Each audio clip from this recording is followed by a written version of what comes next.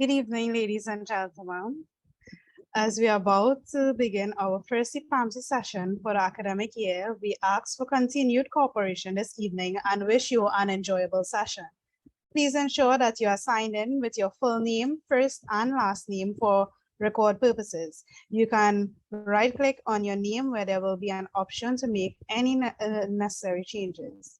It is now with great pleasure that I hand you over to our President, Vanessa Ramsaran. Okay, hi everyone. Good evening and a special warm welcome to our specially invited guests and colleagues from the Mona and Keephilm campuses. I'm Vanessa Ramsaran, President of the Pathology Club of UE, and I'll be the chairperson for this evening's event. I would like to thank you for joining us for what is to be our 18th installment of CPALMSI.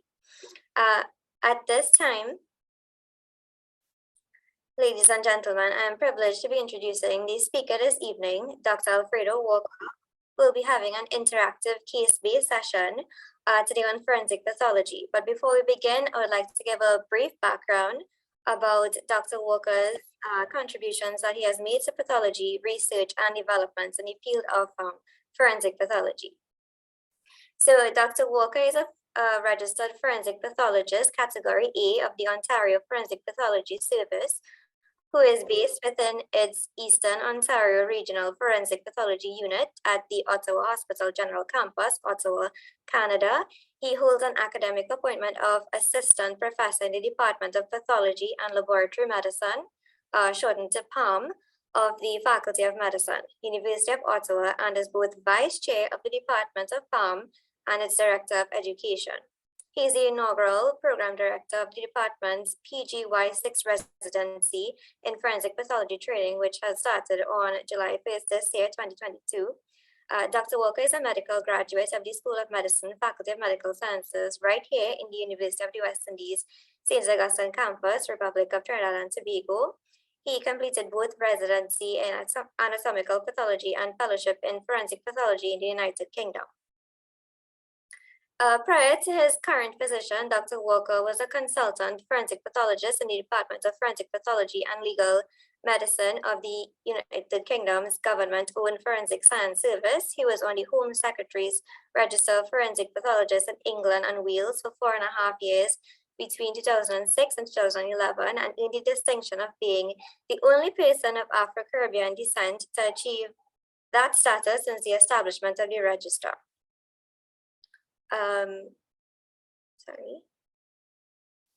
Over the years, he has mentored several students who have an interest in anatomical pathology and or forensic pathology. He was instrumental in the establishment of this club, the Pathology Club of UE, in August of 2020, and conceptualized the implementation of the Caribbean Pathology and Laboratory Medicine Student Initiative, abbreviated as CPALMSI, with the help of the University of Ottawa, who supports all of our activities. He's a member of the advisory boards of the international organizations Physicians for Human Rights and Medical Legal Death Investigation International Community of Practice, which is supported by the Data for Health initiative of the CDC Foundation. So aside from all of these, Dr. Walker is a very active author who has written 4 chapters in forensic pathology textbooks and several articles in academic journals, and has been an invited speaker, in many organizations and larger international conferences. So without further ado, I'd just like to invite Dr. Walker now to start his presentation. Thank you. Thank you very much, President Ramsaran, on your introduction. Good afternoon, everyone. Congratulations to Vanessa Ramsaran and the members of the new executive of the Pathology Club of the University of the West Indies. So I am Alfredo Walker. This afternoon, I am kicking off this year's academic schedule for CPALMSI, and I thought it would be a good idea to introduce a bit of competition into the dissemination and acquisition of knowledge. So as such, I have put together 20 MCQs with a challenge prize of $100 for the UE medical student who is a registered member of the Pathology Club of the University of the West Indies to go after.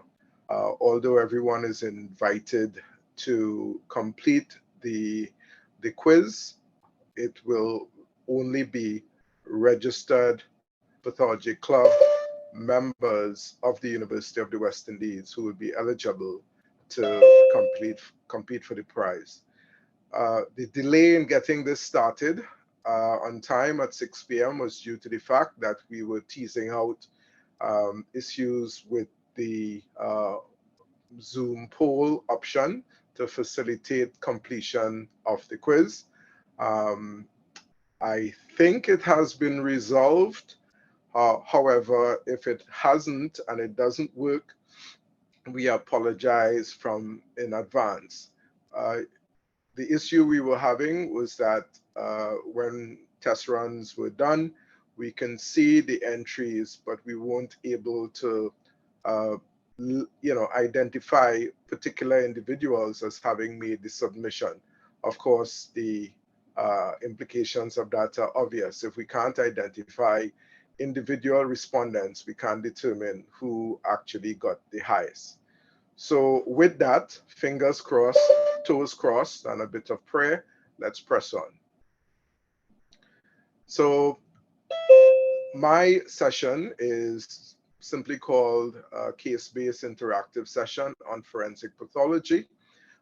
It's one of 7 sessions which have been planned for the academic year, spanning from September to April. And you can see in this graphic all the presentations which are due to come. So in October, there's going to be Dr. Harman Sekon delivering a talk on cytopathology. November, Dr. Rhonda Hudson, who is accident and emergency medicine staff physician at the University Hospital of the West Indies, Mona, Jamaica, who is also trained in sexual assault examinations, and she's going to be doing a session on clinical forensic medicine. On January 12th, Dr. Yadak out of the University of Tennessee is going to be doing a presentation on transplant pathology. February 9th, head and neck pathology by Dr. Akisha Shah out of the Cleveland Clinic. March 9th, someone is going to be speaking about pathology residency and navigating acquiring a residency in pathology in the US. And then April 13th, again, Dr. James Farmer, one of our own here at Ottawa, who is going to be speaking on ophthalmic pathology. So this is a program that has been put together for the year, and for the 2022-23 academic year, Professor A.V.C. Rao remains academic advisor. Being welcome to the advisory board is Dr. Melanie John Chiller, who now joins Dr. Catherine Morris and myself. We have Vanessa Ramsaran as president, Nalini Misir, vice president, Ms. Davis as secretary treasurer, Sean Mohammed as PRO, Adana Governor as assistant PRO, and Shivana Ratan as research officer. So this is your executive for this year. So the format of this evening's session is that, as I said before, only UWI medical students who are registered members of the Pathology Club are eligible to compete for the $100 prize money. We didn't just want non-Pathology Club members coming to participate. It would be unfair to those who have been regularly attending for the last 2 years. So the quiz will consist of 20 MCQs, each with 5 responses from A to E. And the responses hopefully would be attributed to individual Pathology Club members using the Zoom poll. Participants will be expected to select the best response for each MCQ and register their response in the poll. Each MCQ will be read out and displayed on screen by me for 90 seconds, and with 20 MCQs, that should take us to half an hour. No questions will be revisited, so we're not going backwards in the questions. You have 90 seconds, a minute and a half to make up your mind, select your response, and enter it. At the end of the exercise, the results would be tabulated, fingers crossed, by our own impartial auditor, Dr. Catherine Morris, hopefully with the identification of the top 3 respondents, but no announcements will be made at that stage. So at the end of the completion of the quiz, I will then embark on reviewing the answers to the MCQs with a bit of discussion of the options and the correct responses and why they are correct. That should take about 20 minutes. And then hopefully at the end of the review, the auditor will pass me the sealed envelope virtually, which the top 3 respondents will be announced in reverse order, with the winner or winners in case of a tie of the prize money being identified. In the case of a tie for first place, the prize money will be shared equally amongst the winners. So, what are the learning objectives of this elaborate proceeding?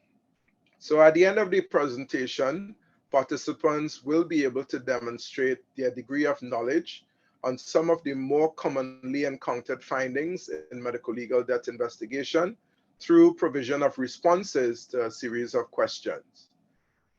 By doing so, you will be able to reinforce your knowledge of medical legal death investigation and the practice of pathology through an indirect method of learning.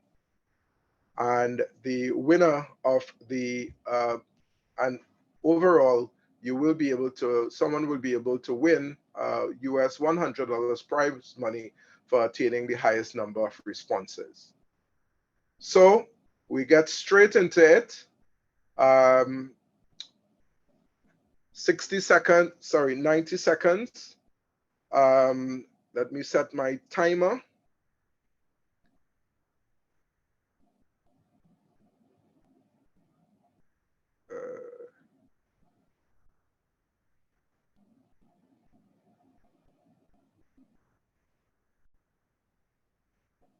Oops, stop. Reset.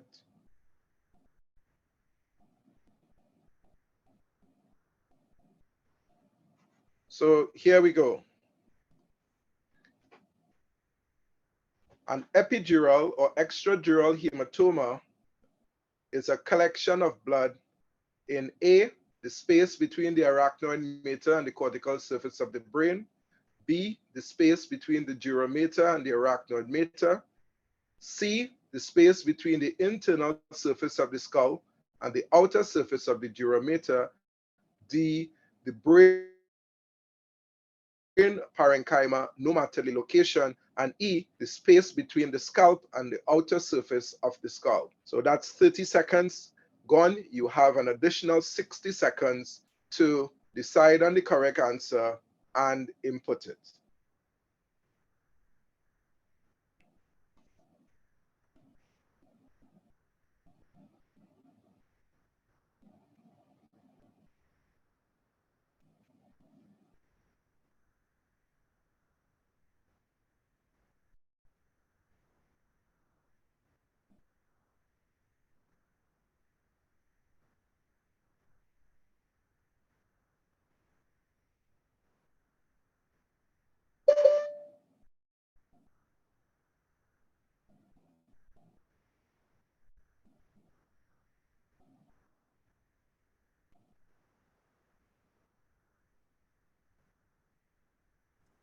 Dr. Walker, we're not seeing the poll. Sorry? We're not seeing the poll. The poll is on the bottom of your screen. So if you look to the bottom next to participants, between participants Sorry, and Dr. Walker. But we're using a Google form instead. It has been sent in the chat. Sorry, everyone.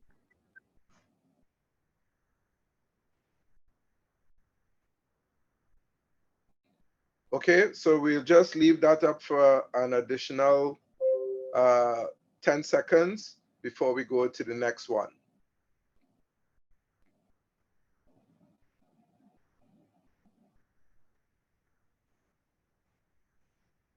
Okay, I've changed it.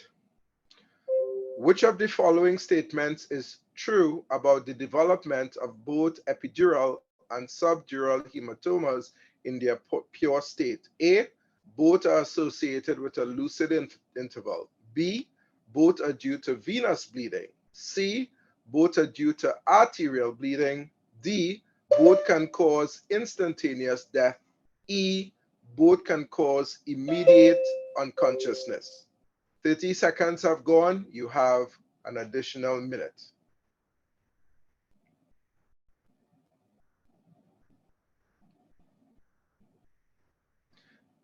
If you think 90 seconds is too long, let me know, and we can cut it down to 60 seconds.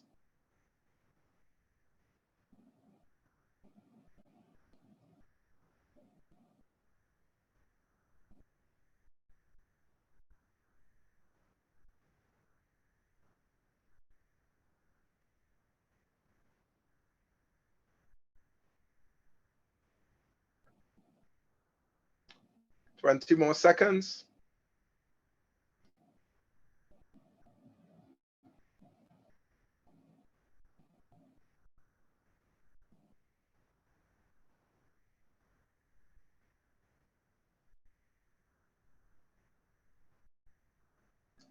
Time. Question number 3. The ion channelopathies are a group of genetic disorders of the cardiac muscle ion channels associated with specific mutations of coding genes. The following are all ion channelopathies except A, long QT syndrome, B, Brugada syndrome, C, catecholaminergic polymorphic ventricular tachycardia, D, Wolff-Parkinson-White syndrome, and E, short QT syndrome.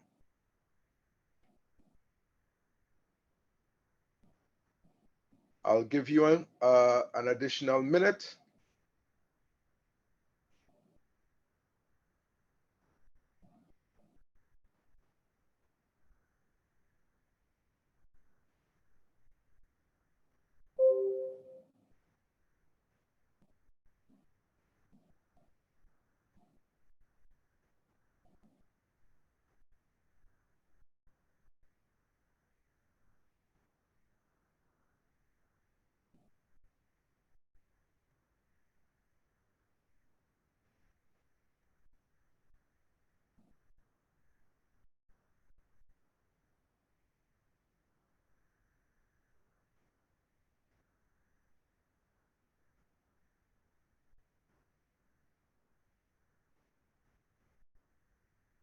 Five seconds.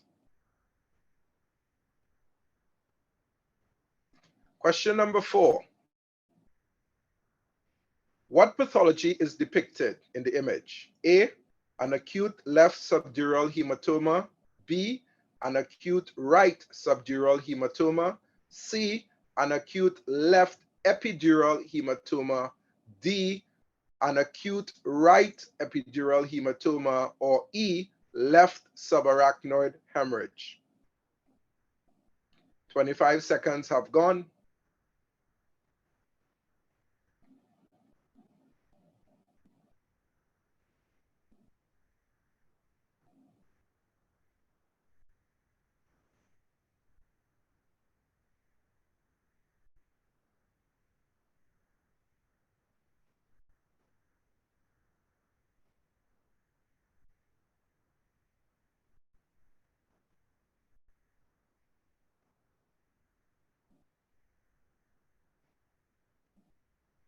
One minute has elapsed.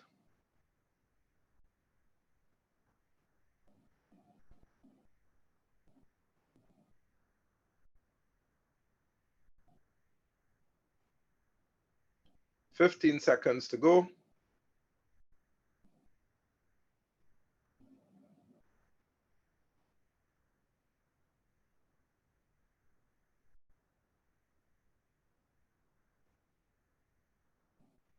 And time.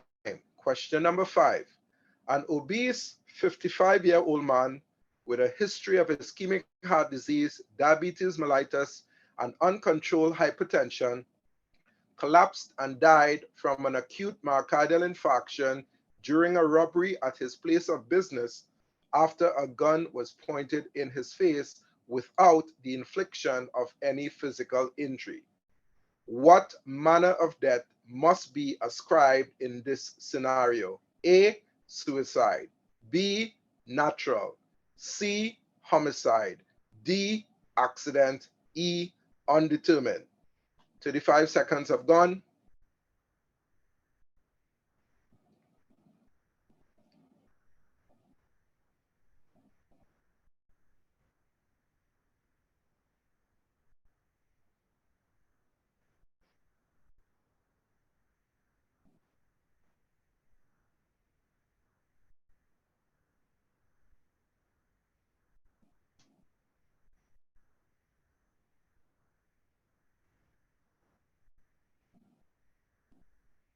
Twenty seconds remaining.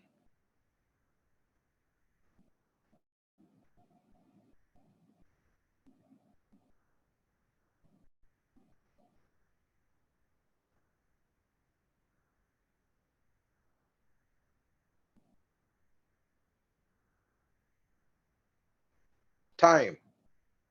Question number 6. Can the perpetrator in question 5 be criminally prosecuted for the decedent's death?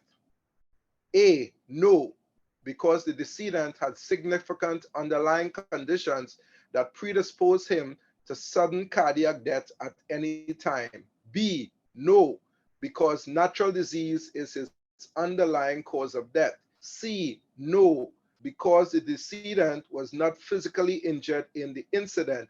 D, yes, because a volitional unlawful act is what had precipitated his death. E, I am unsure. 45 seconds have gone.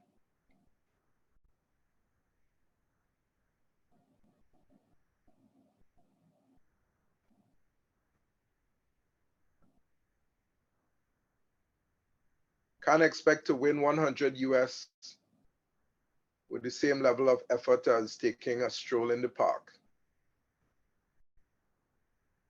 You got to earn it.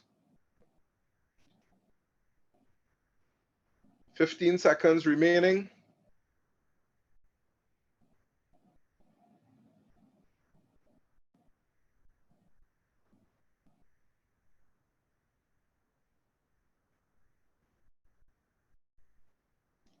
And time. Question number 7. The development of rigor mortis is the result of the post-mortem depletion of what substance within skeletal muscle? Is it A, glycogen, B, actin, C, myosin, D, adenosine triphosphate, otherwise known as ATP, or E, calcium? 20 seconds have gone.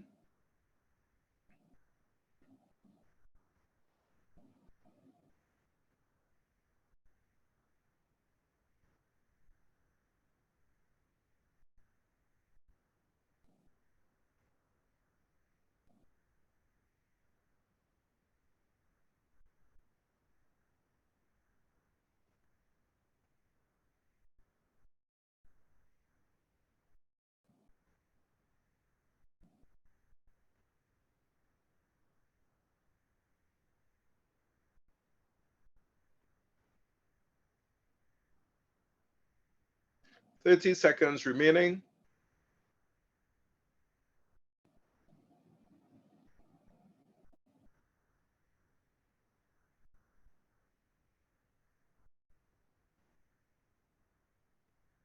Fifteen seconds.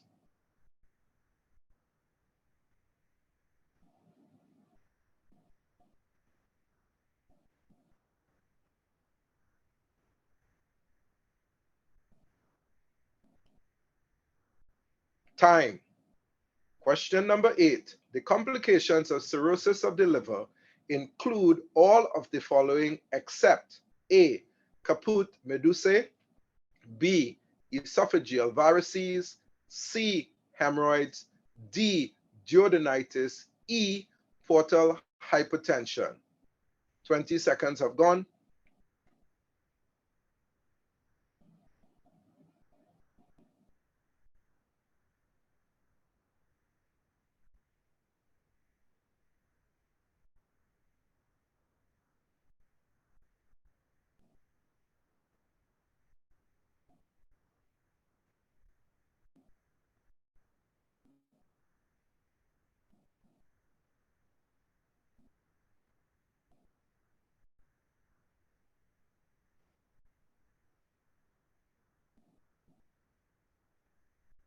We are at the 1 minute mark, 30 seconds remaining.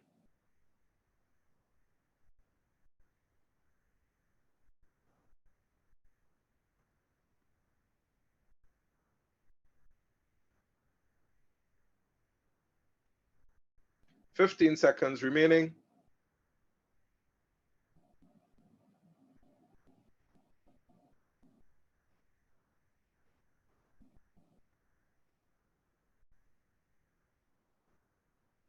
Time.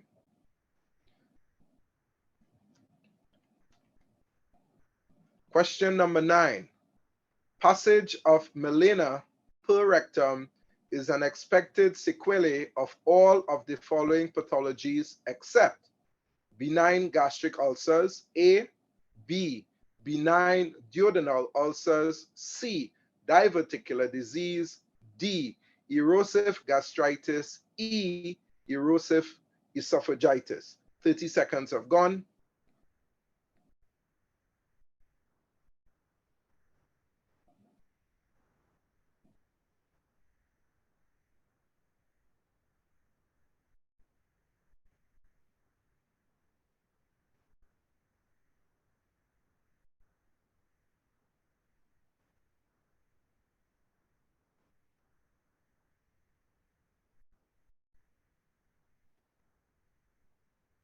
One minute mark, 30 seconds to go.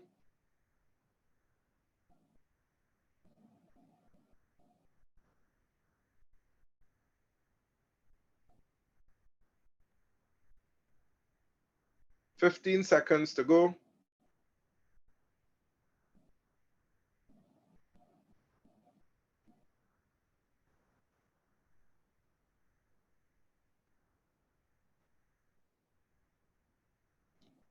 Time. Question number 10. A previously fit and healthy 17-year-old male teenager who was an accomplished competitive athlete collapsed suddenly and died within minutes of winning the 100 meters finals race in a national secondary school competition. The circumstances pointed to a sudden unexpected cardiac death in the young. Postmortem examination indicated the lean, physically fit body of a male teenager of normal body mass index.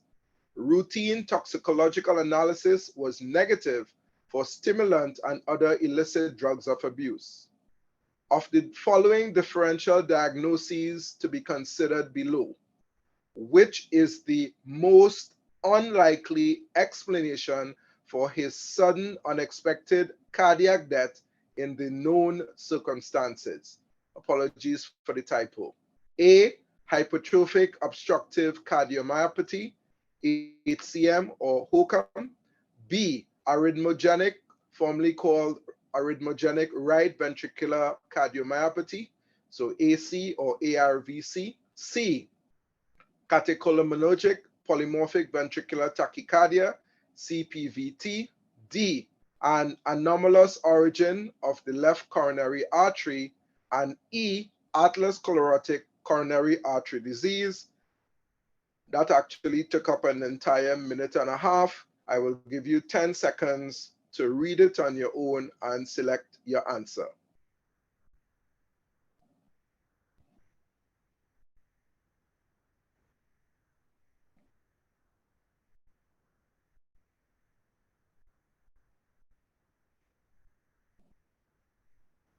call time on that one. Question 11.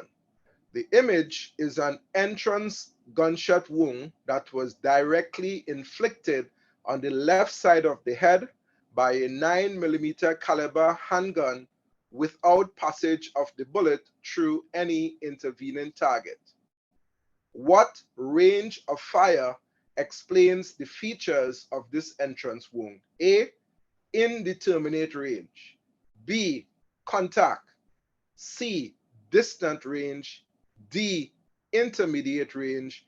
E, close contact. 35 seconds have gone.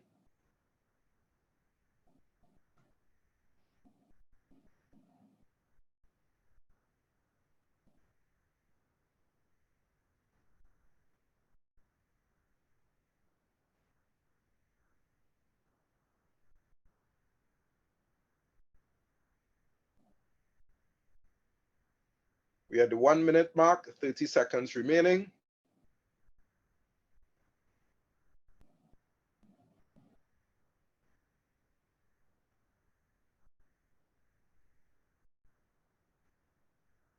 $15 seconds.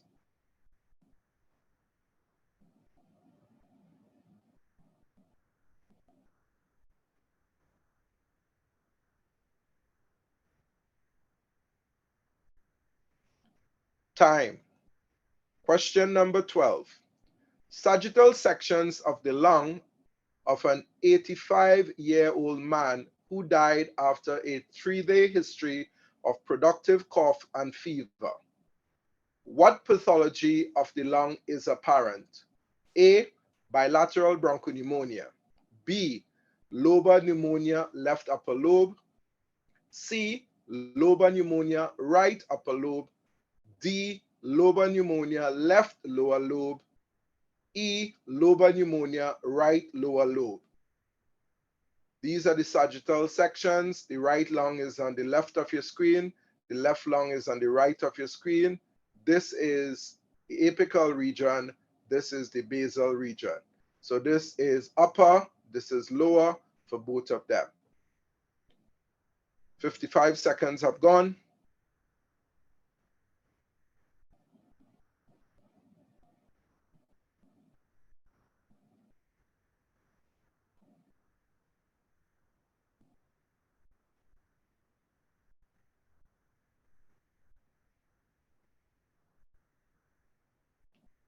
$15 seconds to go.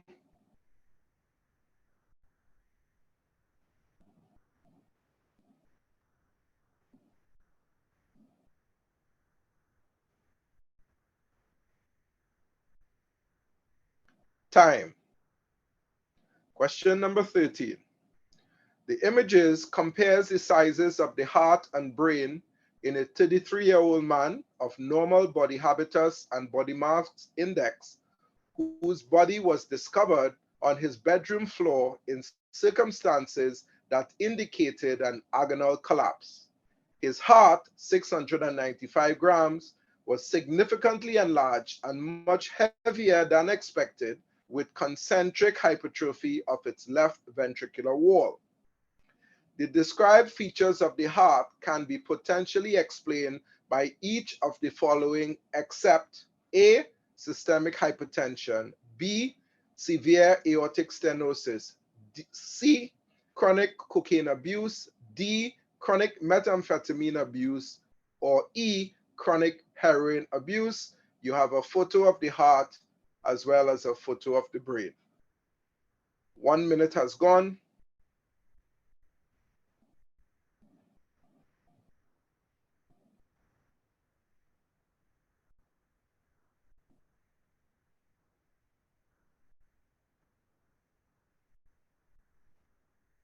$15 seconds to go.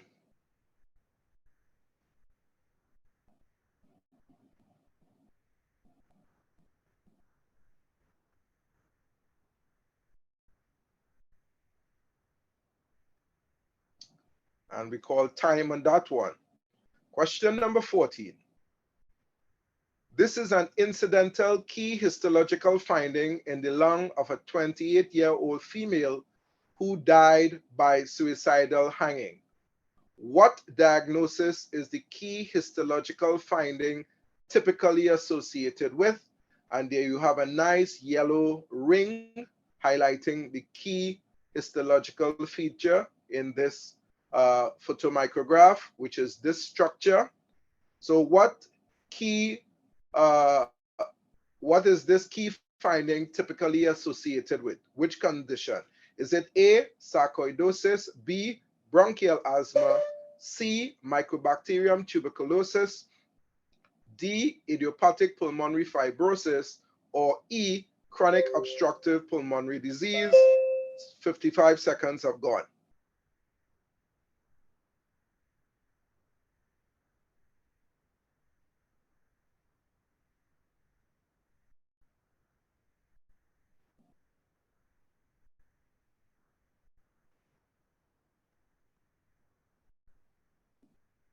Fifteen seconds.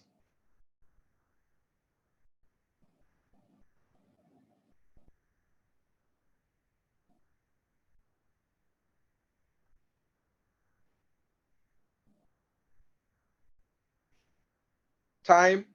Question number 15. A 65-year-old woman was found dead in bed at home with intense purple discoloration and numerous petechial hemorrhages in the facial skin and the internal lining membranes of the eyes, the conjunctiva, all of which were above the level of a horizontally oriented mark on the neck, in the absence of any in situ ligatures around the neck. Given these findings on external examination, which of the following asphyxial causes of death is most applicable? A, hanging, B, ligature strangulation, C, manual strangulation, D, plastic bag asphyxia, or E, smothering. 50 seconds have gone.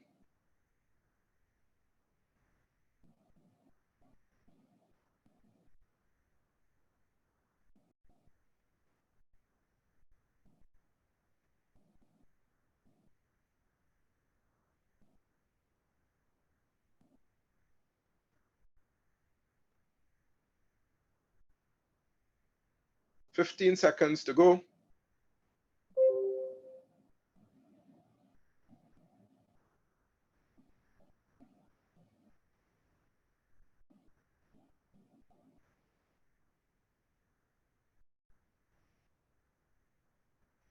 Question number 16.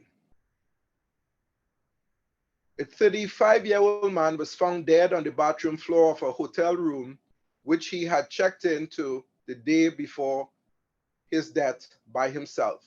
The body was laid on its back on the bathroom floor within a large pool of congealed blood. The only externally evident positive findings were on the neck as depicted below. Based on your assessment of the nature of the findings on the neck, what is the most likely manner of death? A, undetermined, B, homicide, C, accident, D, suicide, E, natural. 45 seconds have gone.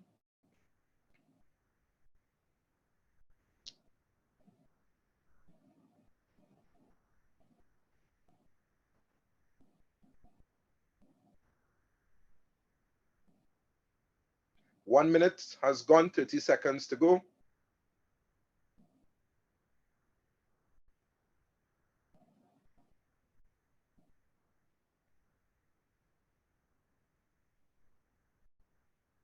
Fifteen seconds to go.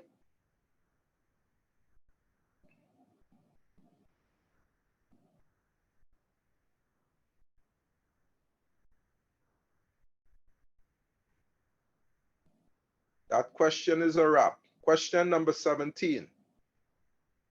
A 63-year-old man died within a short period of time after a complaint of sudden onset of acute abdominal pain, but he had refused to seek medical attention. Post-mortem examination revealed the pathology below as his immediate or proximate cause of death. What underlying pathology his underlying cause of death would explain his immediate cause of death. A, acute thrombotic occlusion of the celiac artery. B, acute thrombotic occlusion of the splenic artery. C, acute thrombotic occlusion of a branch of the superior mesenteric artery. D, acute thrombotic occlusion of the inferior mesenteric artery. Or E, none of the above. 1 minute has gone. I will just refresh your memory of the photo. And these are the responses. 15 seconds to go.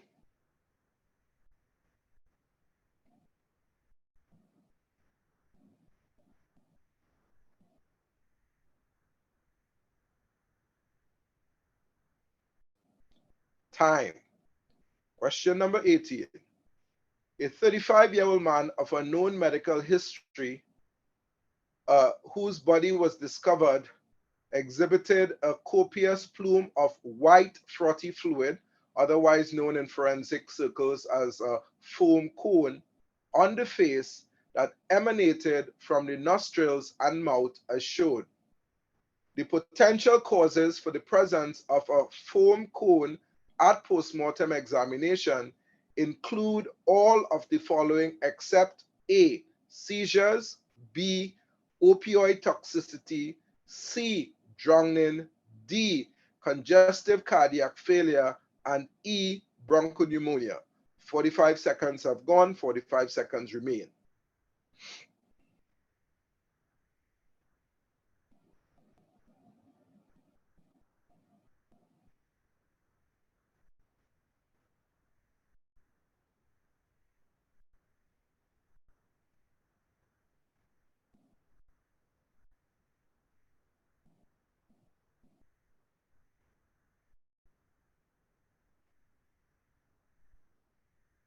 Fifteen seconds.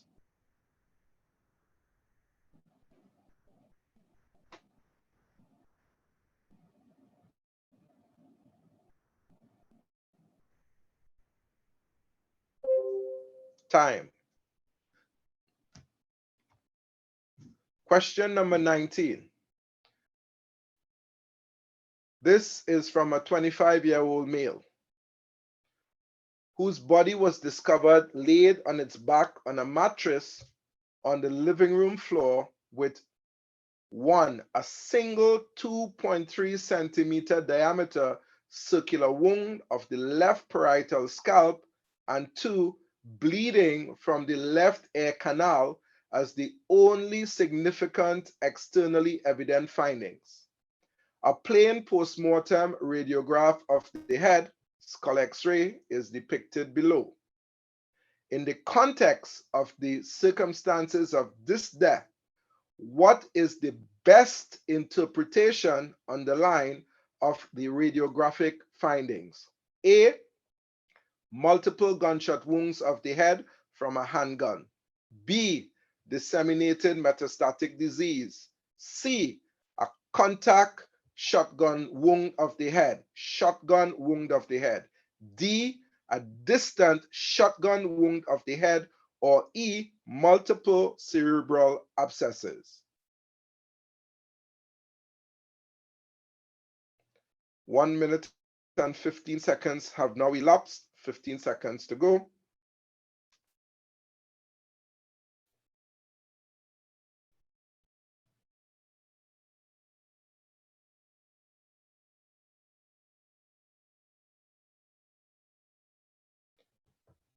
And we call time on question 19. Question number 20, final question.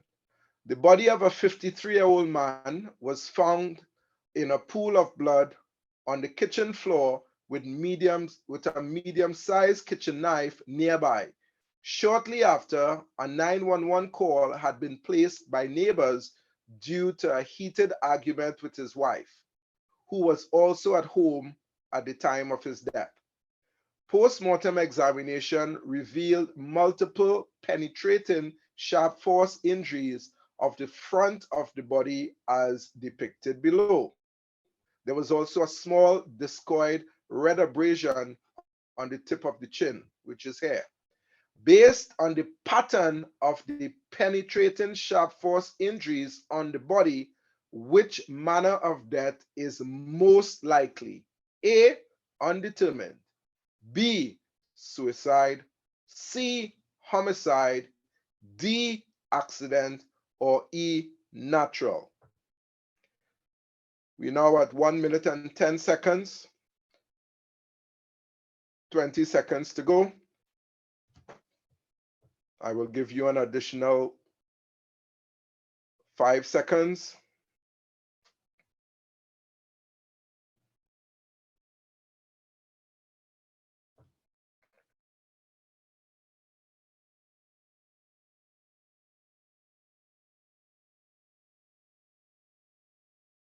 So that's a wrap.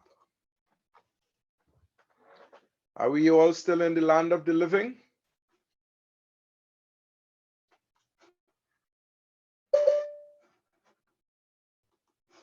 No responses? We're still here, Dr. Walker, don't worry.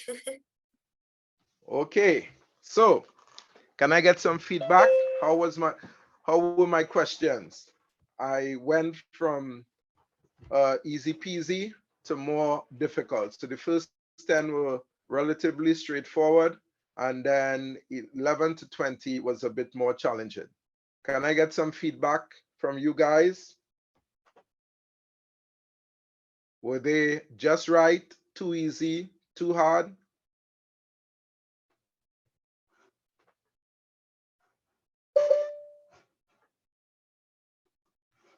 No, nobody wants to volunteer an opinion? Okay, so let's get into the review of the questions and discussion of the answers. So question number 1, an epidural. Just a minute, Dr. Walker, before you start getting into it, everybody needs to submit the form. I'm going to close it off. So, so if you need to get scored, because I only have 7 responses and there are a lot of you. Dr. Morris runs a tight ship. If you don't submit, you cannot be in the running for your $100 US prize.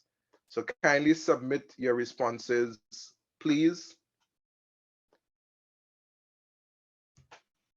Okay, so question number 1, an epidural or extradural hematoma is a collection of blood in which of the following spaces? Anybody wants to volunteer an answer online before I reveal all? Dr. Small?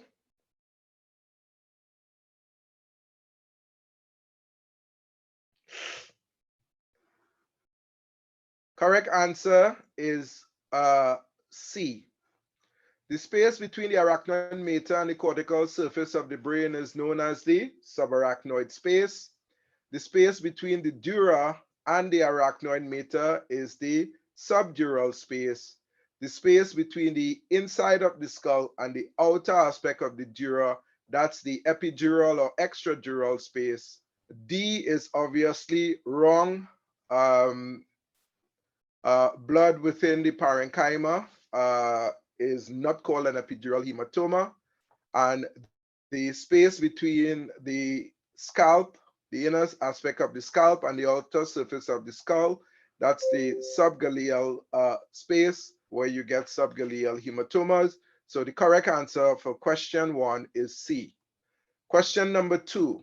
Which of the following statements is true about the development of both epidural and subdural hematomas in their pure state? A, both are associated with a lucid interval.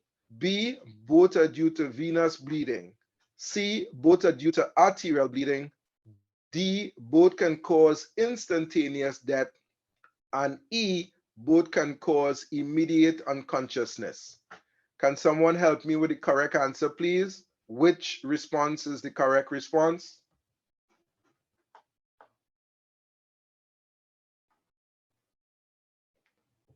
Don't be shy.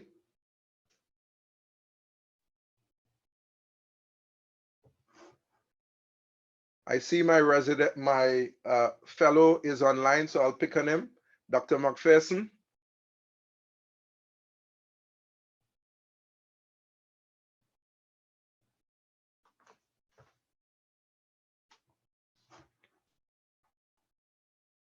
Dr. McPherson prefers to remain quiet.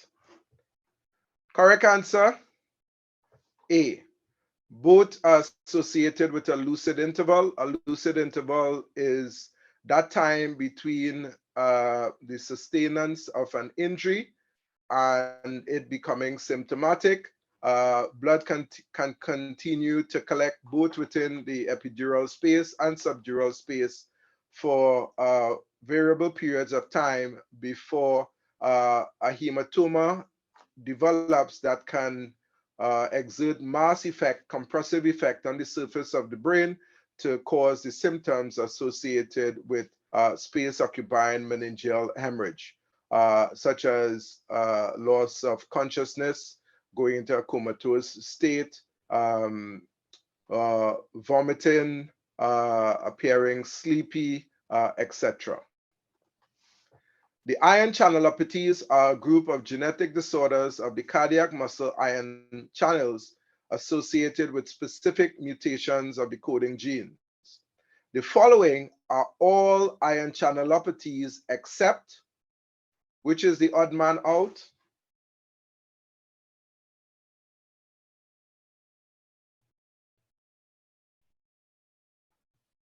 No takers?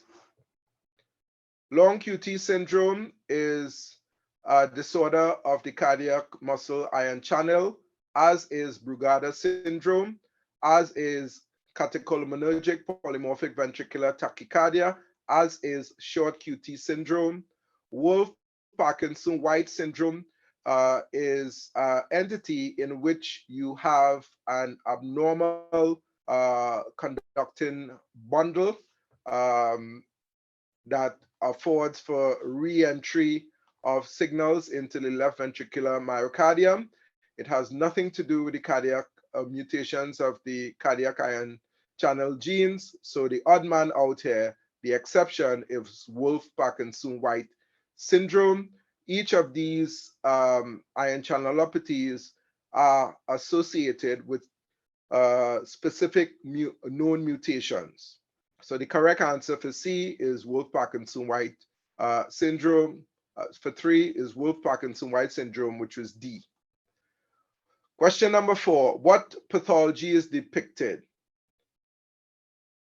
Acute left subdural hematoma, acute right subdural hematoma, acute left epidural hematoma, acute right epidural hematoma, or left subarachnoid hemorrhage. Is this subarachnoid hemorrhage? Nope. Subarachnoid hemorrhage would be below the arachnoid mater, below the glistening membrane of the brain. So you can exclude that. What is this structure that's depicted in this photograph? This whitish membranous structure? The dura. It's the dura mater. So it has been reflected medially from the right side. It has been folded towards the midline. On the left side, the dura mater is still over the brain, and sitting on top of it, you have a hematoma, a collection of blood. So in which space, intracranial space, is this blood sitting? It's above the dura mater, but below the internal surface of the skull. So what space is that?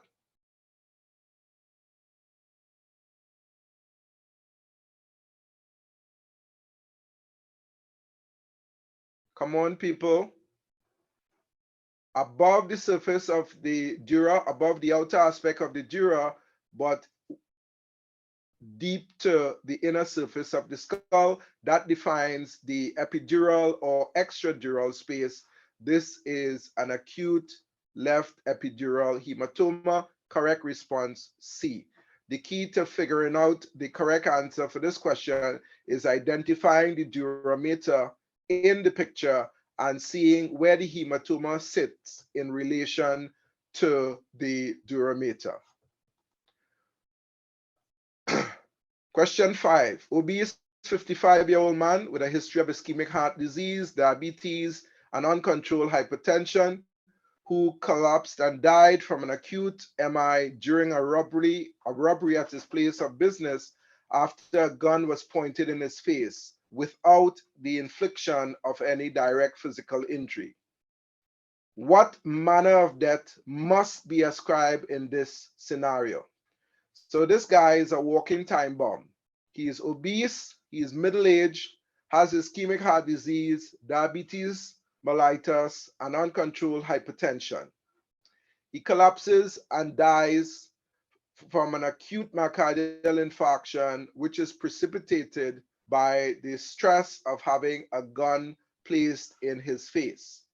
Would he necessarily have collapsed and died from his acute MI at that point in time, but for the placing of a gun in his face? Can we say that this is a natural death in the known circumstances? Is it suicide? Nope. The suicide is as a result of deliberate, intentional self-harming. Suicide is off the cards.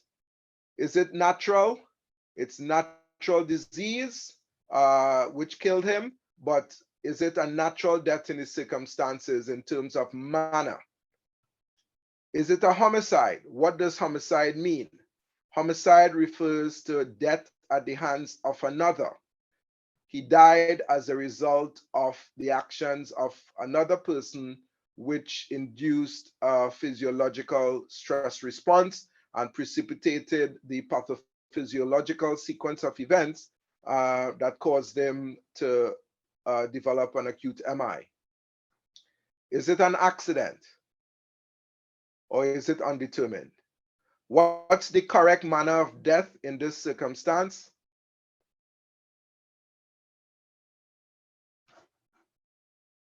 A homicide? Is that a question or a statement? No, it's a statement because being stressed with being at gunpoint precipitated his natural disease causing the death. That sounds like my resident Nasim. Yes. Jolly good show. Correct answer is C. This scenario is known as homicide by heart attack. Once the someone performs an assaultive act, and the act of placing a gun in your face in a threatening manner is, in the eyes of the law, an assault. You don't have to be physically touched for it to be an assault. Then that takes away the manner of death from being natural to either being accident or homicide. The mere fact that this is an assaultive act which occurred during the performance of a robbery, raises the bar to homicide. So, can the perpetrator in question 5 be criminally prosecuted for the death? Remember, a manner of death of homicide does not necessarily indicate criminal liability. For instance, everybody who dies at the hands of the state as a result of being convicted in a court of law and being sentenced to death by execution, when they die, be it from judicial hanging, lethal injection, electrocution, etc., when they die, it's an unnatural death. They get a post-mortem examination. In a medical examiner system, the medical examiner gives the cause of death as electrocution, as hanging, as whatever multi-drug toxicity. The manner of death is classified as homicide because it's death at the hands of another. But would the person who pulled the trapdoor, who flicked the switch to deliver the fatal shock, or who administered the lethal cocktail of injections be prosecuted for causing the death of that sentenced prisoner? No. So that's an example of where you will have a homicide with no criminal prosecution occurring because it's a judicially justified homicide. Another scenario in which you will have a manner of death as homicide, but no criminal charges flowing, is when in some cases of police involved shootings where someone is advancing on the police in a threatening manner with a weapon. The police officers or officers draw their gun, give them legitimate orders to drop their weapon, stop advancing. They don't comply with the order. They continue to advance, and the police basically fire their weapon to break them down, to eliminate the threat. There's a review of the circumstances and of the police actions by their oversight agency, and it's then determined that the police officers did nothing wrong.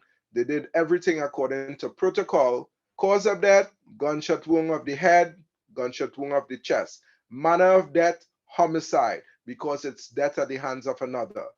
Can the police officer then be prosecuted criminally for having caused the death? No. That death in such a circumstance is classified as a justifiable homicide.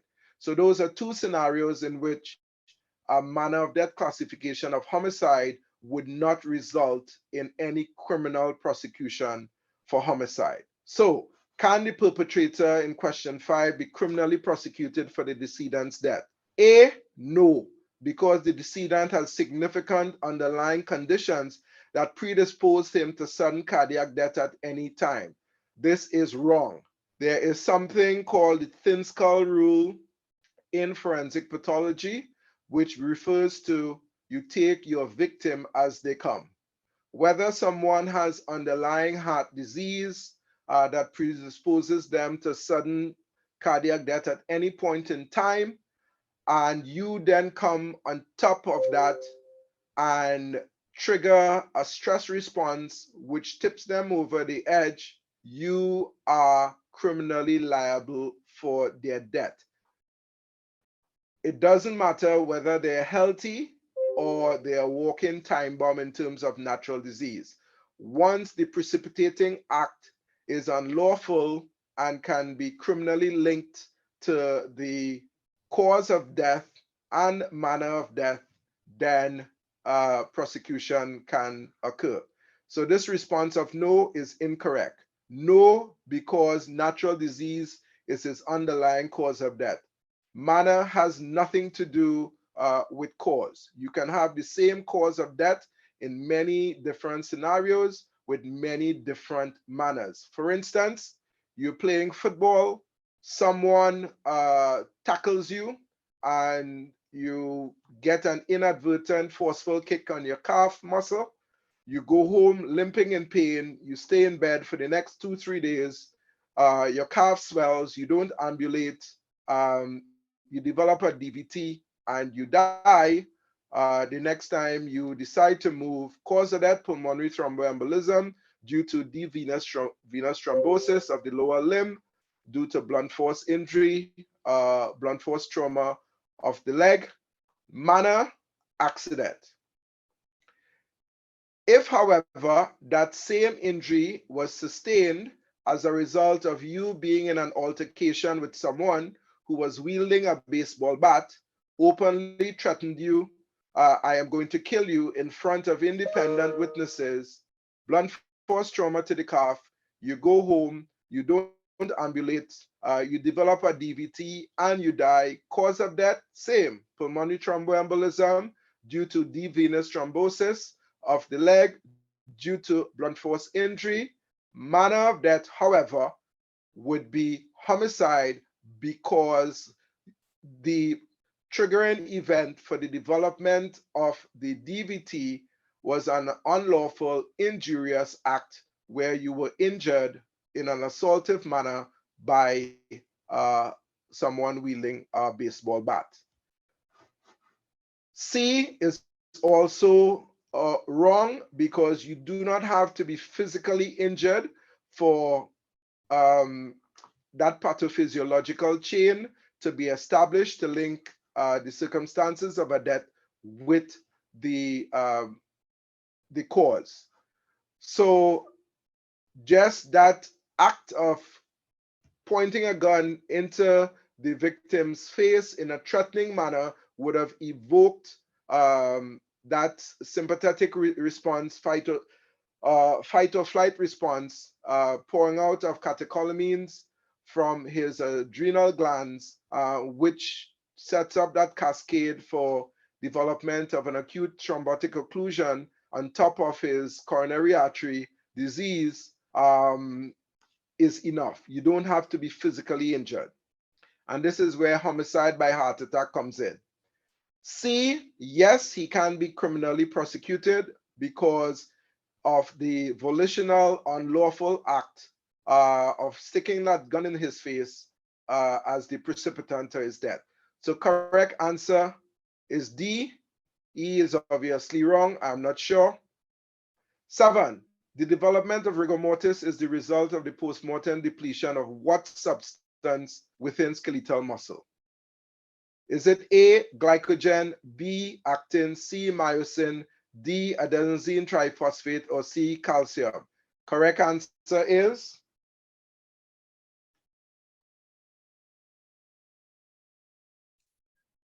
D, ATP. Correct. D, ATP. ATP is needed to enact the relaxation of the actin myosin interlocking on muscle contraction. After that, ATP is depleted in the body because there's no metabolism to produce more. So as ATP is gradually depleted, muscles go into a state of contraction known as rigor mortis, and the underlying biochemical explanation is the depletion of ATP. Correct answer D. It's not glycogen. Actin and myosin are the normal contractile proteins in the muscle, and it's not calcium. 8. The complications of cirrhosis of the liver include all of the following except caput medusae. What is caput medusae? You have to know what the entities are before you could rule them in or rule them out. What is caput medusae? It's dilation of the periumbilical veins. Right. Named after Medusa, who is a Greek mythology figure, a woman with serpents coming out of her head. So when you have cirrhosis, you develop portal hypertension, and you get a back pressure effect at sites where the portal venous circulation joins the systemic venous circulation. One of the such areas is along the umbilicus, so you get distended veins radiating outwards from the umbilicus, and that is called caput medusae. Another area in which the portal circulation joins the systemic circulation is at the lower end of the esophagus. So in the setting of cirrhosis, where you have portal hypertension, esophageal varices, which is the same mechanism of causation as caput medusae, develops at the lower end of the esophagus. These are just distended normal esophageal veins. The third area in which there is connection between the portal venous circulation and the systemic venous circulation is at the anorectal junction. And when you have portal hypertension, apart from getting caput medusae, esophageal varices, you can also get distension of the mucosal veins in that region, which can then prolapse and cause external hemorrhoids.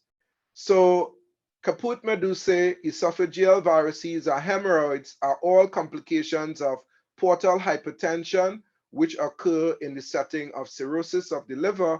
The odd man out here is duodenitis. There's no direct relationship between inflammation of the duodenum and cirrhosis of the liver. So the exception to the rule here is D, duodenitis. 9, passage of melena per rectum through the rectum is an expected sequelae of all of the following pathologies except.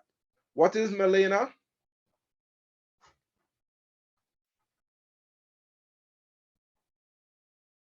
Blood that's undergone acid hydrolysis, usually from the stomach.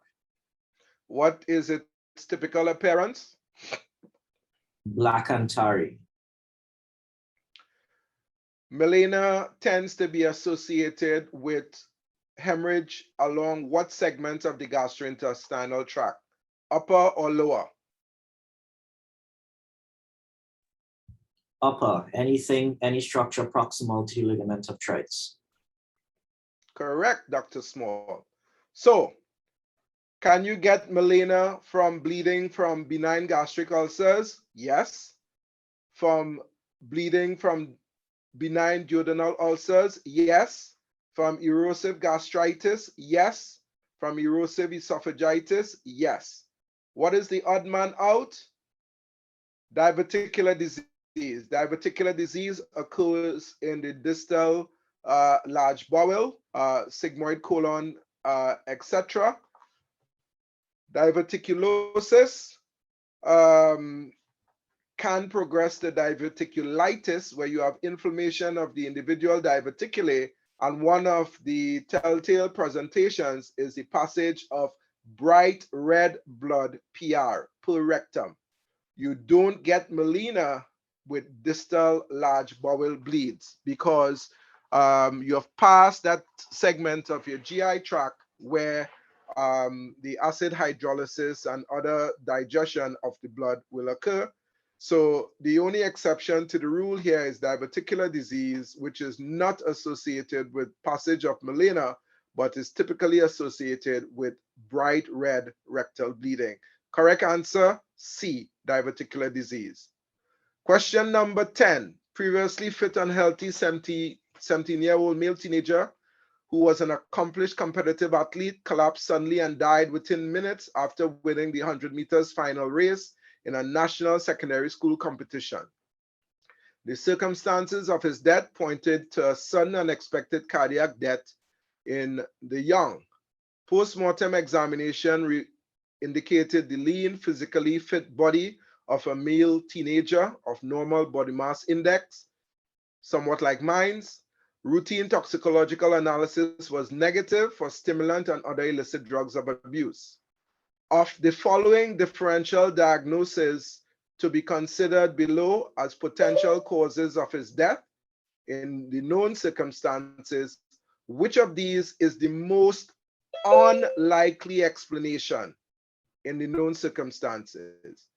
Is it A, hypertrophic obstructive cardiomyopathy, B, arrhythmogenic right ventricular cardiomyopathy, C, catecholaminergic polymorphic ventricular tachycardia, D, anomalous origin of the left coronary artery, or E, atherosclerotic coronary artery disease?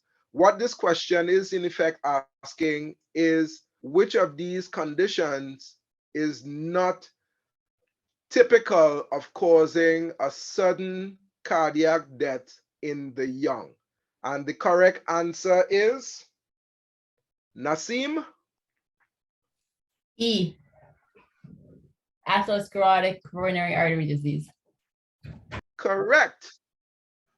It is very unlikely that a fit and healthy male teenager who has been a competitive athlete for a significant segment of his short life thus far would have had high-grade arteriomatous narrowing of his coronary arteries to explain his death.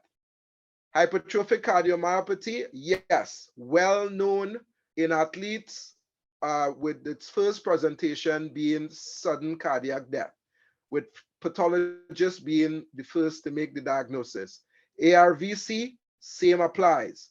Fibrofatty replacement of the right ventricular wall, which predisposes to fatal arrhythmias. C, CPVT, yes, this is an ion channelopathy, typically associated with a morphologically normal heart in the young. D, anomalous origin of the left coronary artery. Yes, it can occur, though it tends to present at a slightly younger age, that's 17. The odd man out is atherosclerotic coronary artery disease, which you tend to be associated with middle-aged to older individuals with the known predisposing factors, such as hypercholesterolemia, obesity, uncontrolled diabetes, uncontrolled hypertension, cigarette smoking, etc.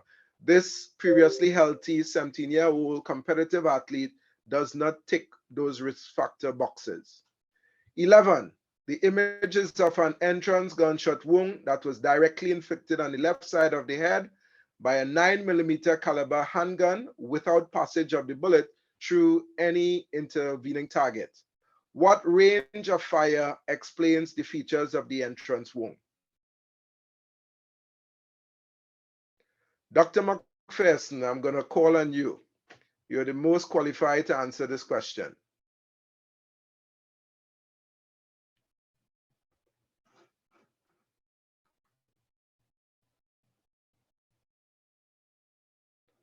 James, are you there?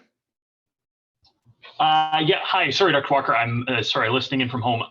This is D. D is the answer. It's an intermediate range.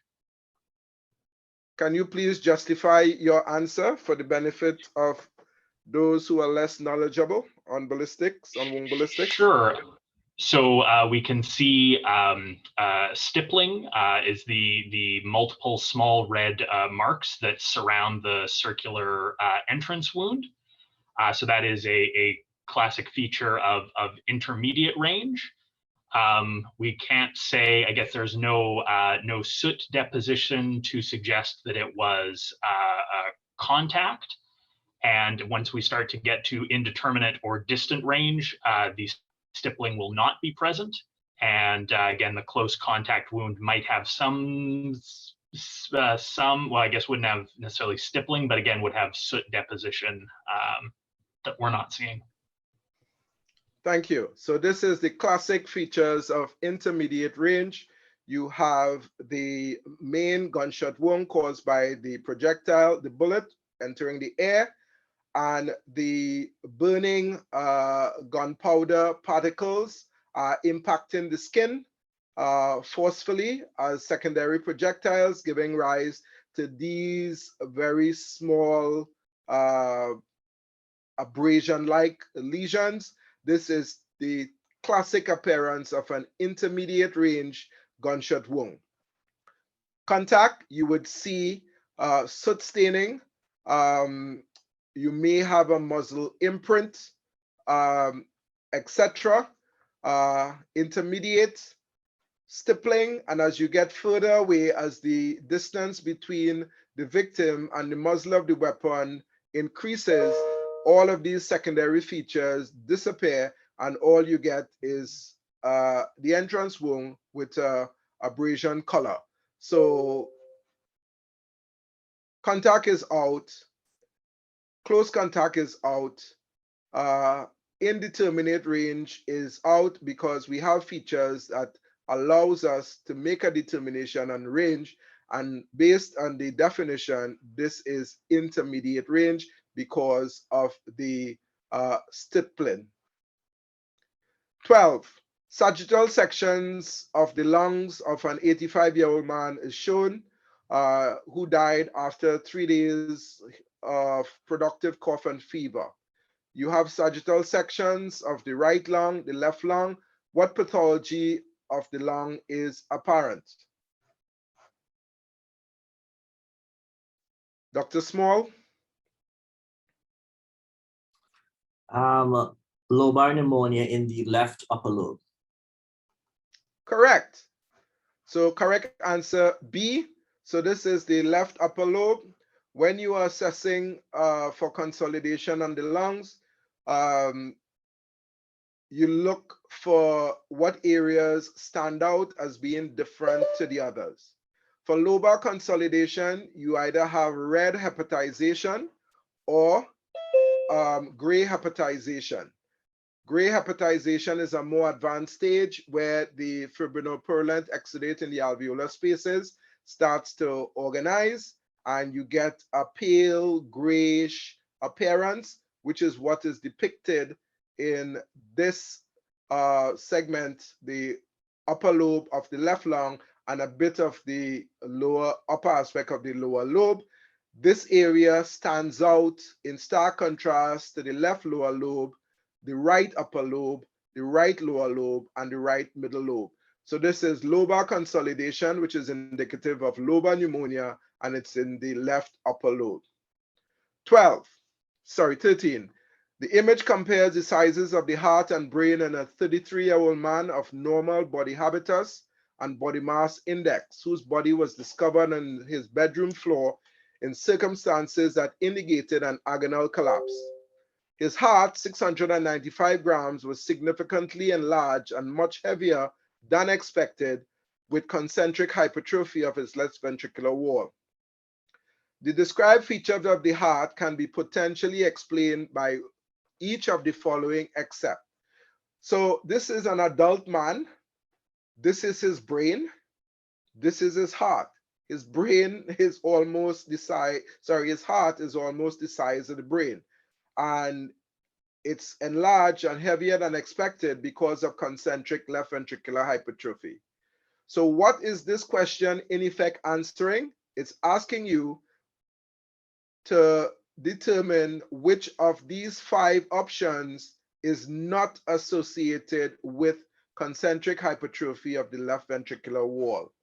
Dr. Charles Nation, front and center, please.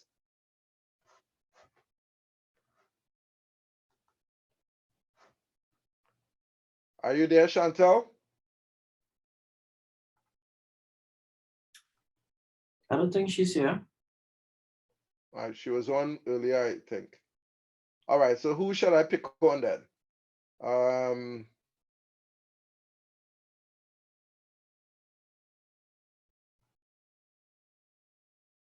All right, Anton, back to you. Answers D, chronic heroin abuse. Correct. Kindly justify your answer for learning purposes, please. So all the others would stimuli for increased left ventricular hypertrophy. So systemic hypertension, severe aortic stenosis, cocaine abuse, and methamphetamines are potent vasoconstrictors. So for all 4, the heart has to work to get over the systemic vascular resistance. So it would do so by undergoing hypertrophy. And heroin does not. Heroin has no direct chronic toxic effect on the heart. Heroin acts by depression of the central nervous system. Chronic heroin abuse would not be typically associated with left ventricular hypertrophy. However, if you inject it, you can develop right ventricular hypertrophy from the development of granulomatous occlusion of the pulmonary arterial radicals, but that is for a different story in a different time, not in this setting. So the correct answer here for us to the odd man out is chronic heroin abuse. 14. This is a incidental histological finding in the lung of a 29-year-old woman who died by suicidal hanging. What diagnosis is this key histological feature typically associated with? First and foremost, what's this circled key histological feature? What is being shown on this slide? Asteroid body. An asteroid body within a multinucleated giant cell. This is your asteroid body, asteroid meaning star shape. And what condition is this typically associated with? Sarcoidosis. Sarcoidosis. So not bronchial asthma, not TB, not idiopathic pulmonary fibrosis, and not chronic obstructive pulmonary disease. Correct answer A, sarcoidosis. 15. 65-year-old woman who was found dead in bed at home with intense purple discoloration, and numerous petechiae of the facial skin and conjunctiva, all of which were above the level of a horizontally oriented mark on the neck. And this is your vague but horizontally oriented abraded ligature mark in the absence of in situ ligatures around the neck. So the ligature wasn't around the neck. Given the findings on external examination, which of the following asphyxial causes of death is most applicable? She's found dead in bed. There's no ligature around the neck. Is this a hanging?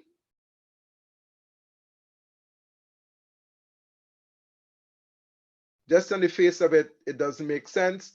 It can be a hanging.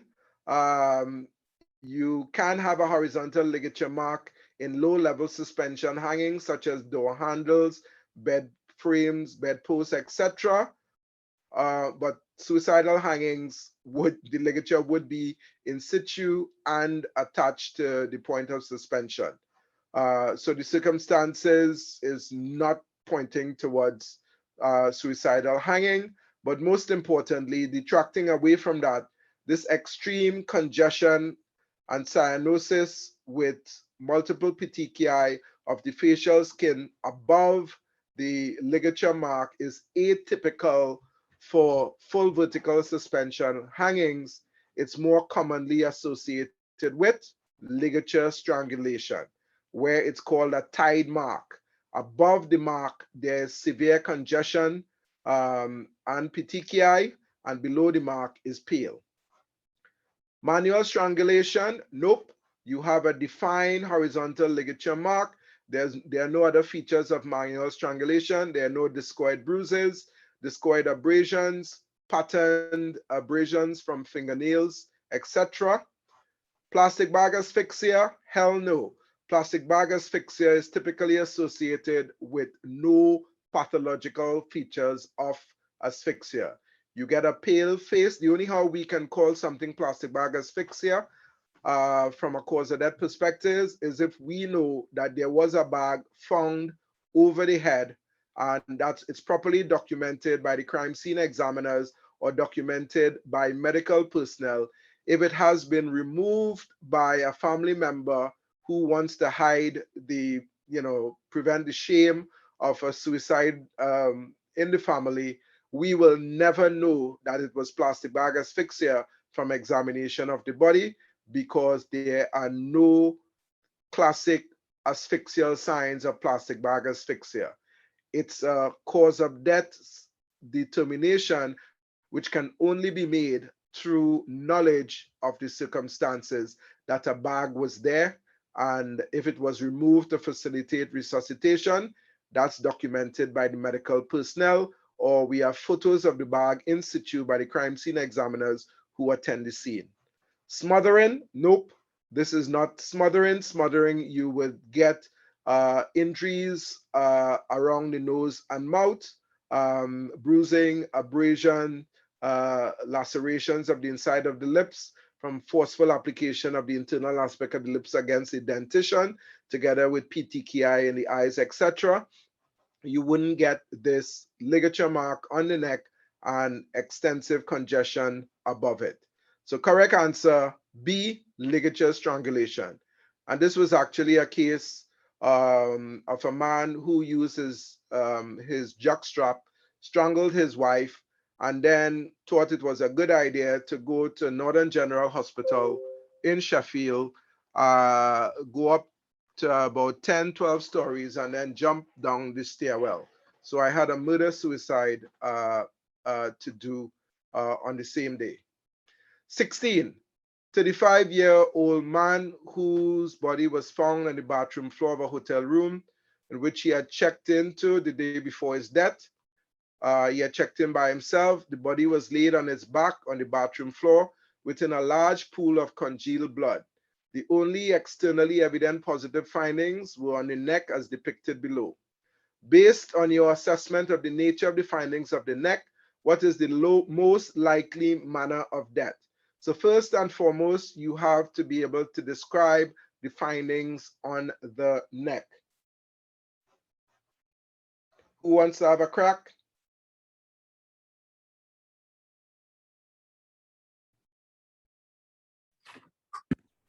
So I'll try. So I see an irregular, I'll call it a laceration because the wound edges do look clean. Although it does look like it has some amount of tissue bridging that could be blunt force, but surrounding it, there are a number of hesitation wounds that I suspect are hesitation marks. Big term, hesitation wounds. What are those? So it's wounds that you see sometimes in persons who are attempting suicide, in which they hesitate the first few times they attempt it. And why would they hesitate? I guess because of pain. Correct. In the mind. And what are the classic features of hesitation marks or tentative marks? So they're usually parallel to each other, and in the same plane as might be in the same area that the person does eventually cut themselves. Anything else? They're linear, they're parallel, they're superficial, they're clustered, and they tend to be around the fatal wound, the final wound. So although this looks like a laceration, it is in fact an incised wound from a stake type knife. And for the more astute ones amongst you, where my cursor is, that's the end of the handle. That little black mark, that's the end of the handle. So this guy cut his neck. So this is the fatal wound, which is partially transecting the right sternocleidomastoid muscle.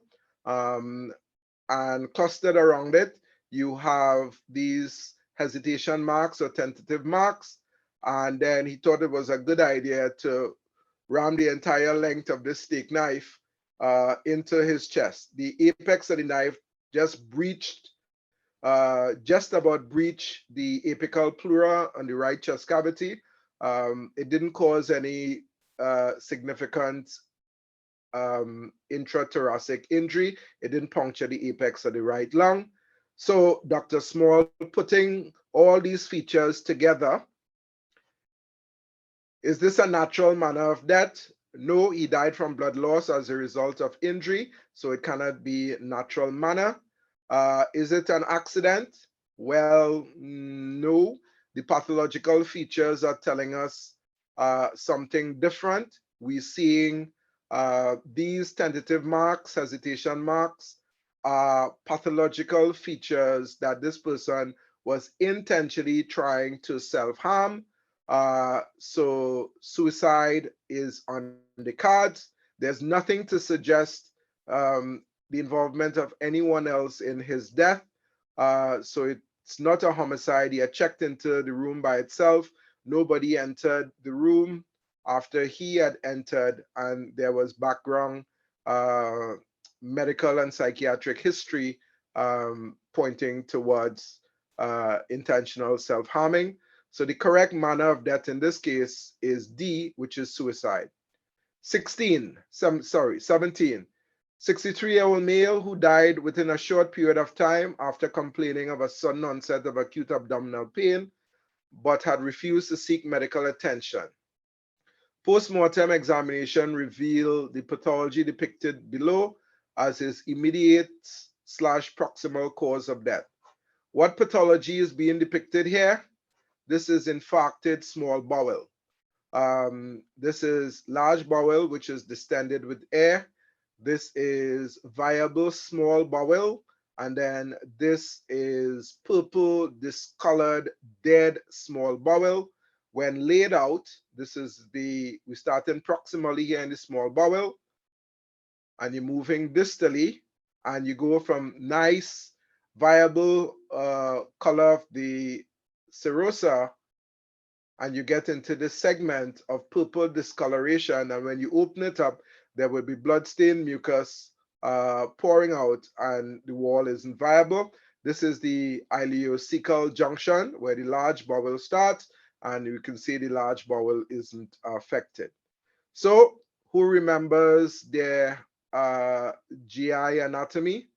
What artery supplies the small intestine mainly?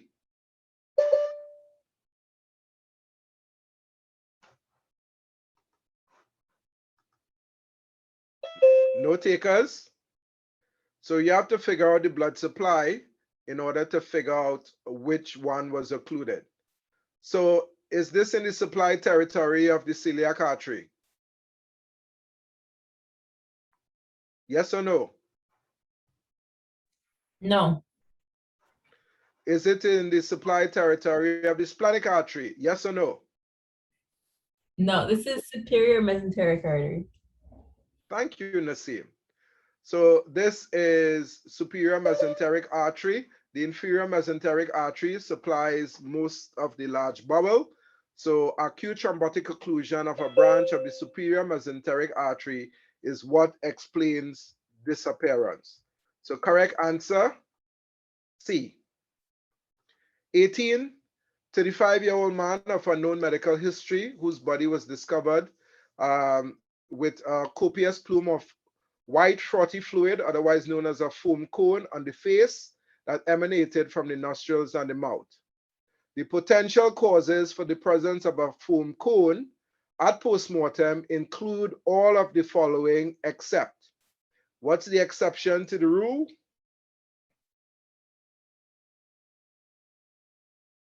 Bronchopneumonia. Bronchopneumonia. So epilepsy, epileptic seizures can cause a foam cone. It's a low percentage of cases. Opioid toxicity, this is classic. And this is actually a case of opioid toxicity in which the opioid exerts its pharmacological effect in the brainstem on the respiratory centers.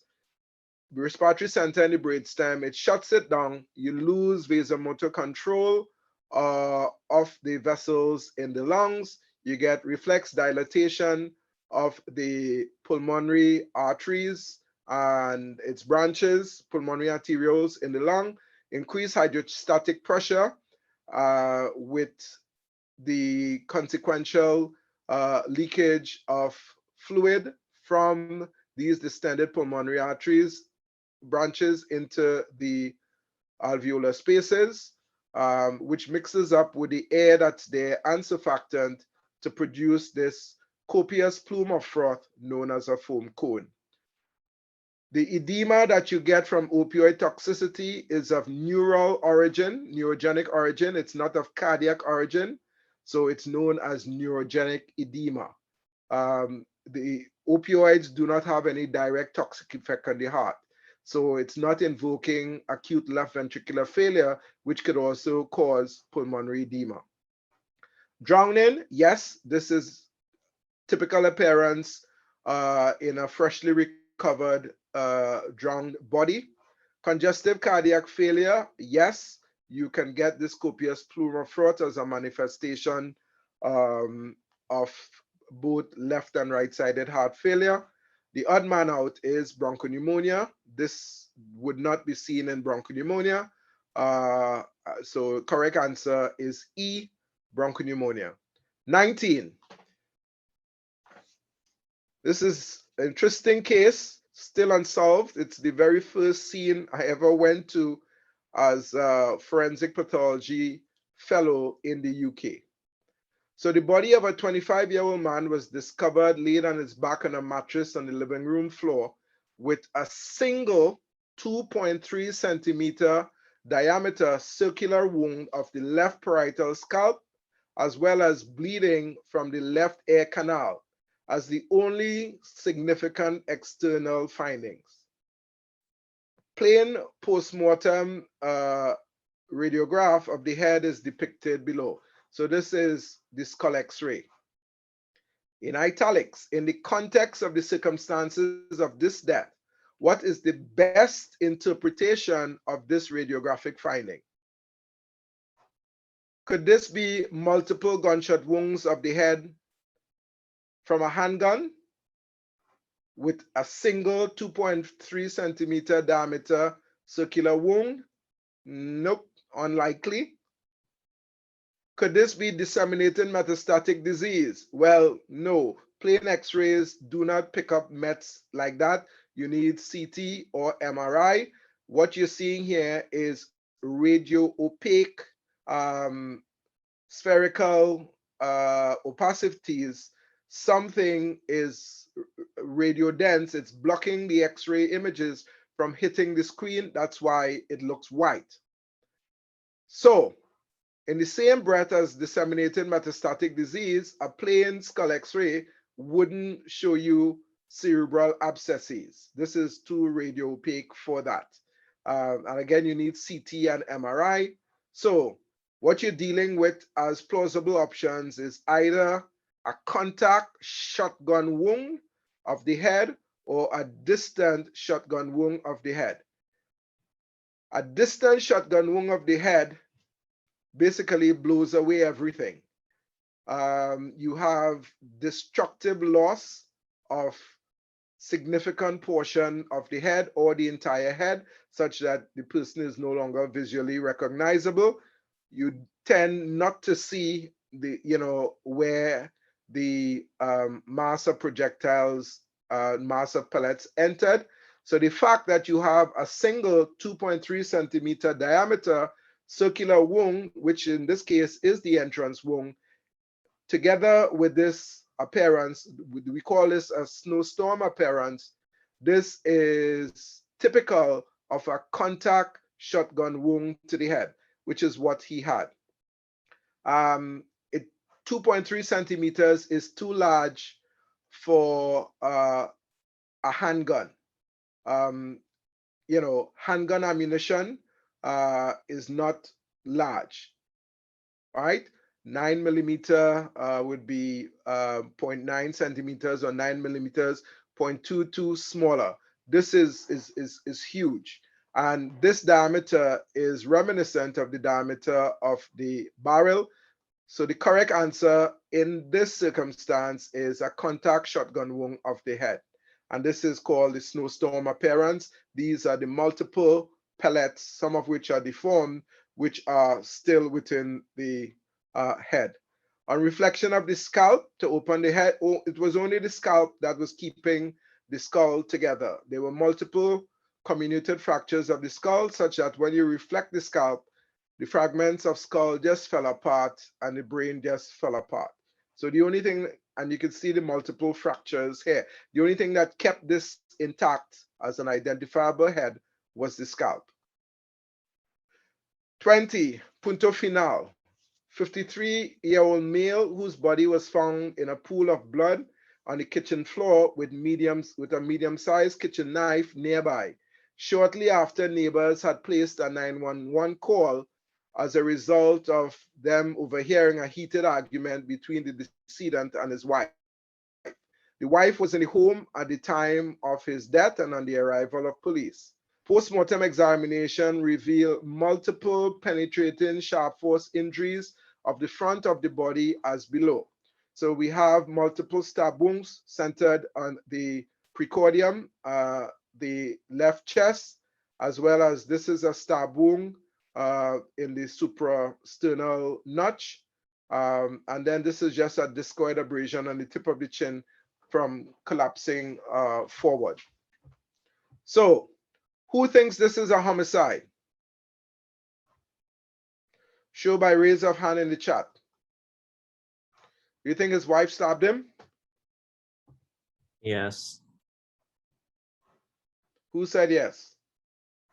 Me. Dr. Small? Yes. Why do you think his wife stabbed him?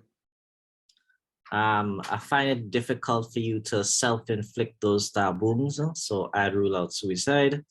Also, I feel like it's impossible to accidentally fall on a knife that many times. So, and there's a term for when it is you have stab wounds in a cluster like that. I'm trying to remember the name for it. A cluster grouping. So he has 1, 2, 3, 4, 5, 6 stab wounds all grouped in the same area. Do you think he would have remained nice and quiet and stationary to allow his wife to inflict 5 more stab wounds in this area after she inflicted the first one? Nope.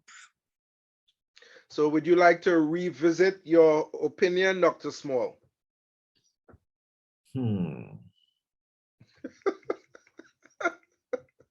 Okay, let me think about it. Let me think about it.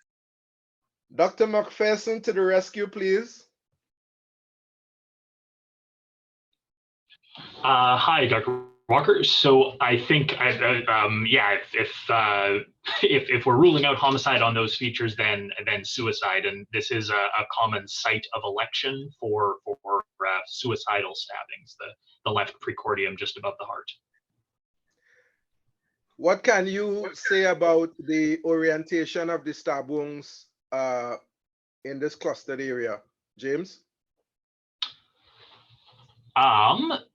I guess with some, the blade, I guess it really seems like the blade's at multiple orientations. So sometimes it's horizontal, sometimes it's vertical. But the majority of them are more or less in the same orientation. 1, Sure, 2, yeah, I would say 3, mostly 4. horizontal. Yes. So this is a typical feature of self-inflicted stab wounds. They tend to be clustered in a site of election. Not everyone has a degree in human anatomy or biology, but most people know that the heart is located in the upper left chest. So they concentrate on that area in an attempt to penetrate the heart. And you tend to get stab wounds which are more or less in the same orientation in a cluster. Had this been a homicide, the only way that you could inflict this cluster of stab wounds in the same orientation repeatedly after the infliction of the first one is if the victim was obtunded either by previous injury or drugs and could not react to the first stab wound.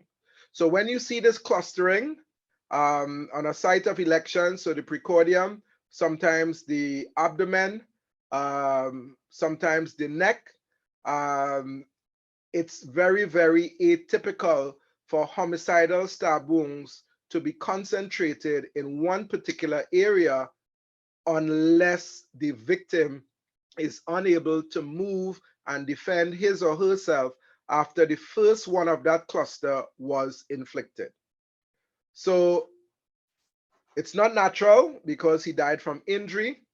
It's not accident because he didn't fall on a blade multiple times.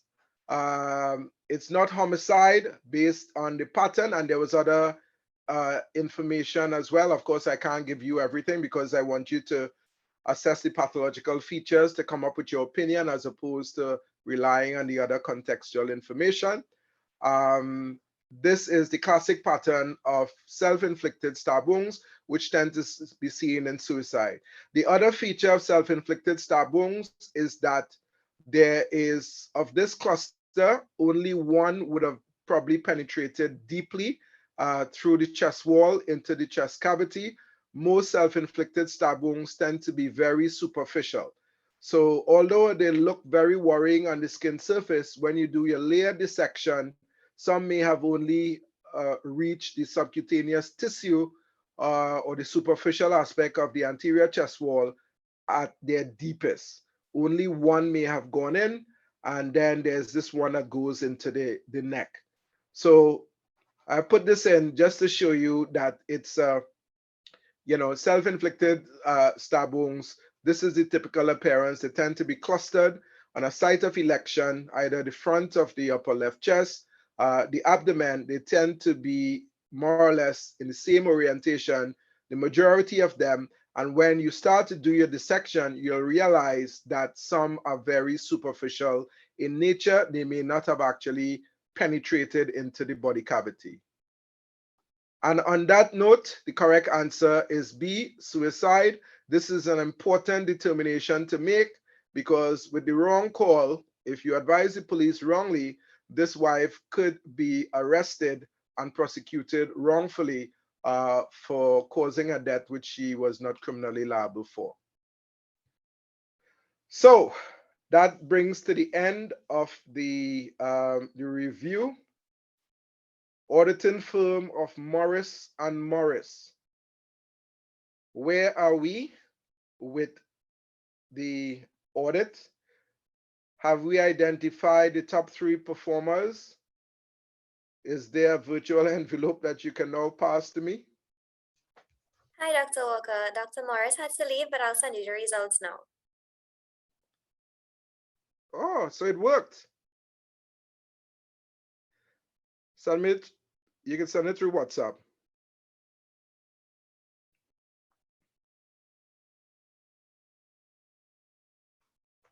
Or are you sending it through the Zoom chat?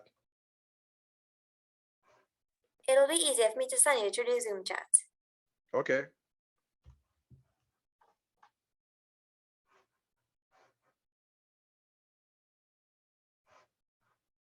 So whilst we are waiting the envelope, would anybody like to comment on the questions? Because you know, this is something I will most likely repeat. So I just need to get some feedback as to, you know, were they too hard, too easy, just right, etc.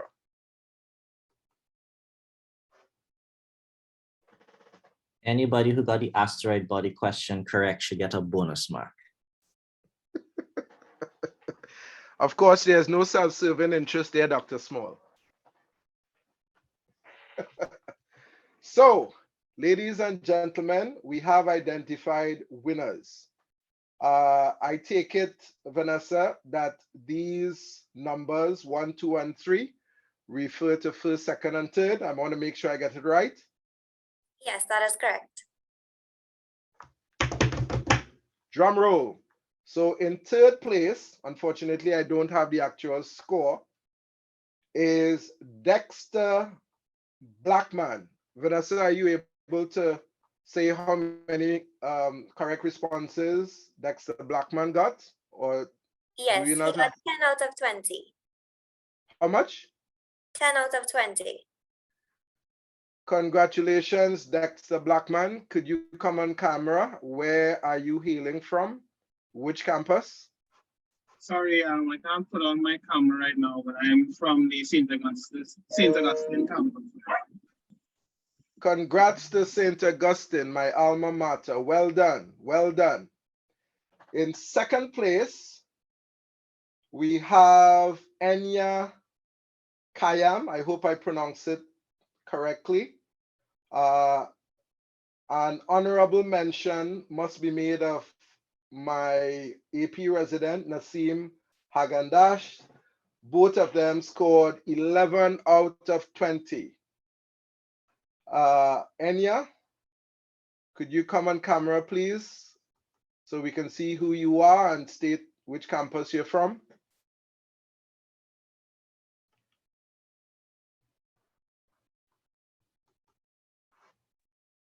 Hi.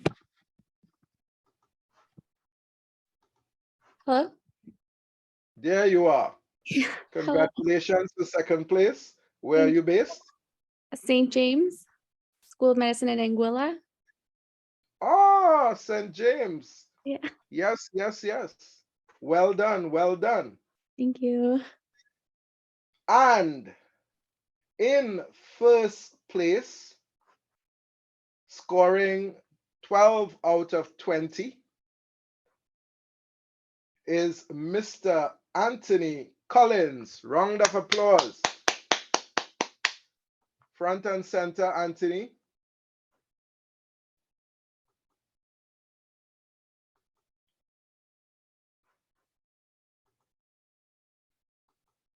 Are you there, Anthony?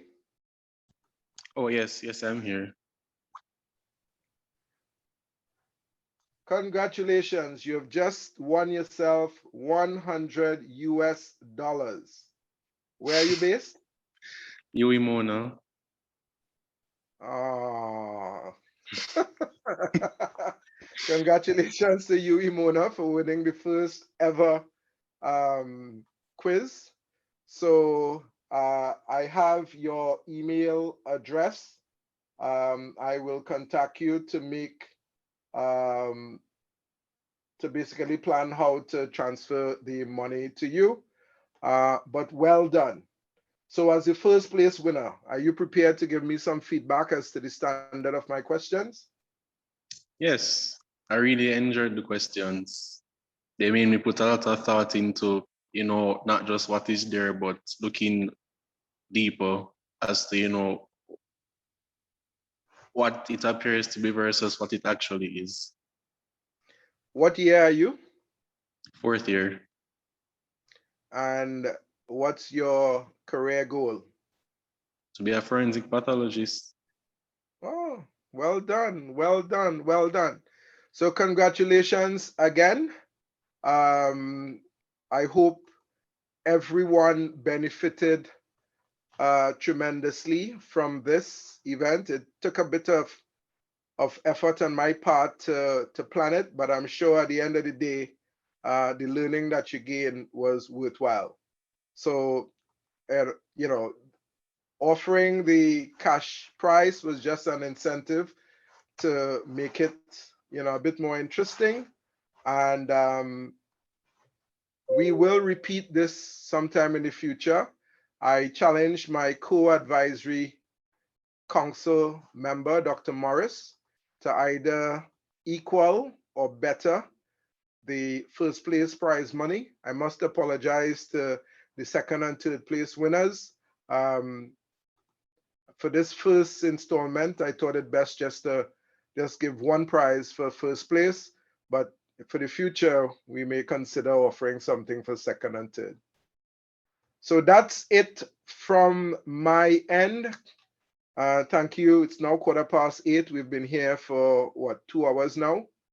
I now hand it back to Vanessa and Co.